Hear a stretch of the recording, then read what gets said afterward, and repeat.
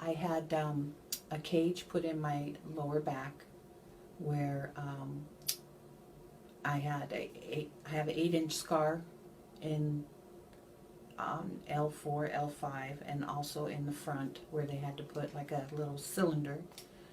That was to correct the vertebrae 4 and 5 were bone to bone. So they took rid of that pain, but because of the nerve damage, I suffer from leg pain and foot pain all the time. So I had 4 injections that showed no results, and this was Dr. Fabito's kind of like last try at trying to relieve some of the pain in my legs. I had my implant done on the 19th, and I went to see Dr. Fabito. It was like a week later.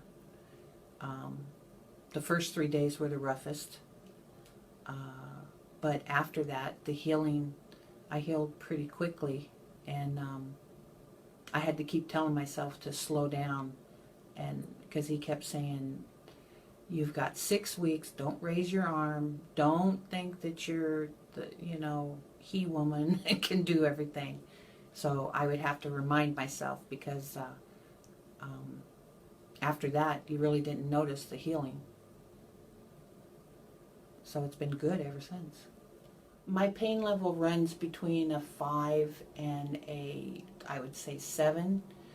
When I have the stimulator on, it probably brings it down to a 3, which is good. The only problem is if I use it constantly, the battery runs out, so I'm having to charge it every 2 days. So I've chosen to use it.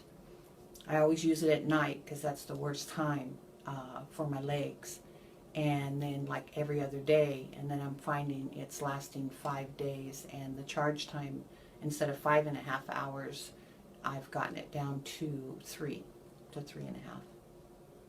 This is what controls your stimulator. This paddle you put on your back where the stimulator is at. You turn on the device. You'll hear it. It's looking for the stimulator. When it finds it, it buzzes. Then you can control it to whatever settings that they have programmed you. You can check your battery. You can turn it up, turn it down, right, left, or turn it off. So I check every day on my battery to see at what level it's at, whether it needs a charge, because you don't want to let it go dead. If it dies, then you have to go back in and you have to replace it. So a daily check of your battery is a good idea, just to be on the safe side. And then the charger for it, they give you all these nice little pouches that go with it, and a quick reference if you forget how to use your stimulator. To charge it, it's fairly simple. It's the same concept with a paddle. The paddle's a little bit bigger. And then the charger, you hook this end into the charger here. And when you turn it on, you do the same thing with the paddle. You look for the stimulator, and you'll see this light here. It's yellow. I gotta find the stimulator. It's still yellow. Here we go.